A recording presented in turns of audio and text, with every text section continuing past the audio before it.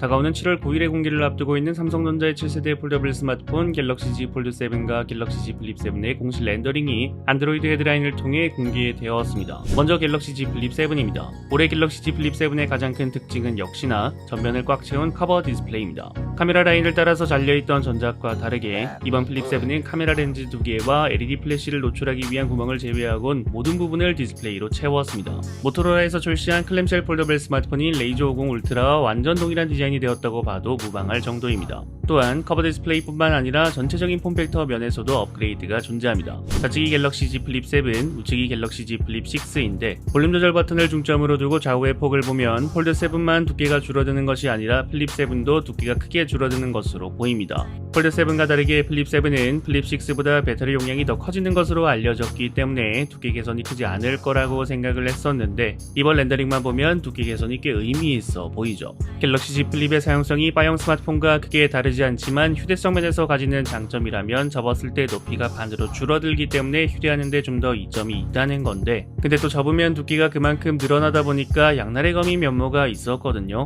바지 주머니에 넣었을 때 튀어나온다던가 하는 애매함이 존재했는데 이번 두께 개선을 통해서 그런 애매함에 대한 정도가 줄어들지 않을까 기대가 됩니다.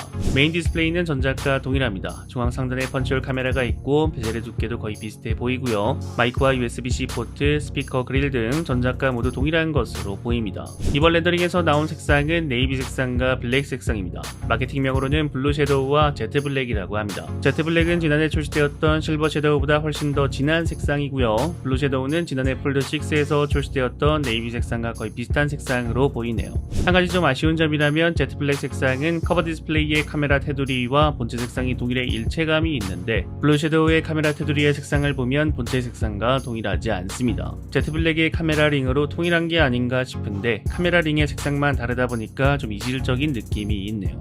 다음은 갤럭시 Z 폴드 7의 공식 렌더링입니다. 전작의 네이비 색상과 거의 유사하나 약간 더 푸른빛이 도는 색상으로 앞서 소개했던 플립 7의 블루 섀도우와 동일한 색상으로 보입니다. 얼마 전 공개되었던 홍보 부스에서 사용될 갤럭시 Z 폴드 7의 홍보용 스탠드에 사용될 렌더링과 동일한 색상입니다. 디자인은 사실상 차이가 없습니다. 후면 카메라는 타원형 카메라 범프에 트리플 카메라가 세로로 배치되어 있고 작년부터 적용된 각진 모서리가 갤럭시 Z 폴드 7에도 그대로 적용이 되었습니다.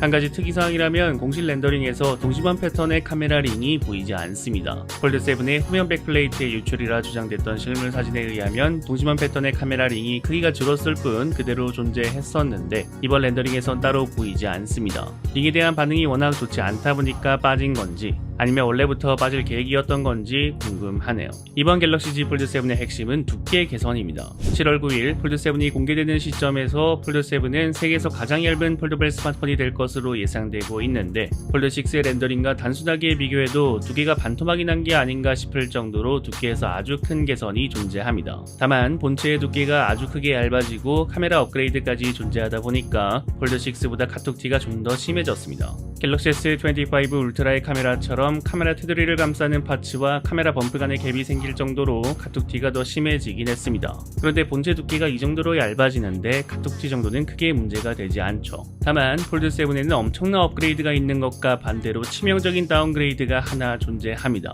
갤럭시 Z 폴드 스페셜 에디션처럼 UDC가 빠졌습니다. 갤럭시 폴드 2처럼 애매한 위치에 펀치홀 카메라가 돌아왔습니다.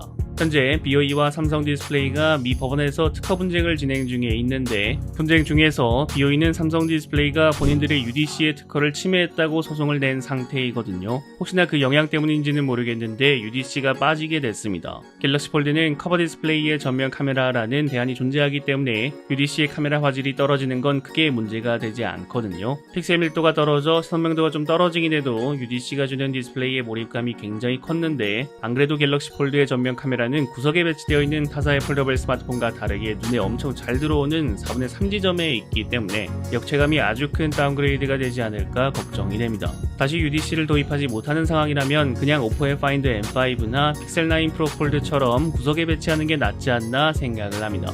이번 갤럭시 Z 폴드 7과 플립 7 굉장한 업그레이드가 진행됨은 분명하나 플립 7은 엑시노스, 폴드 7은 UDC로 둘 다 하나씩 치명적인 다운그레이드가 존재하게 됐습니다. 다만 그렇다고 해도 굉장히 가치가 큰 업그레이드임에는 분명하거든요. 어디에 중점을 두냐에 따라서 제품의 가치가 결정되지 않을까 싶네요. 여러분들은 이번 갤럭시 Z 폴드 7, 플립 7에 대해서 어떻게 생각하시나요? 댓글 남겨주시면 감사드리겠습니다. 시청해주셔서 감사합니다. 지금까지 알비였습니다.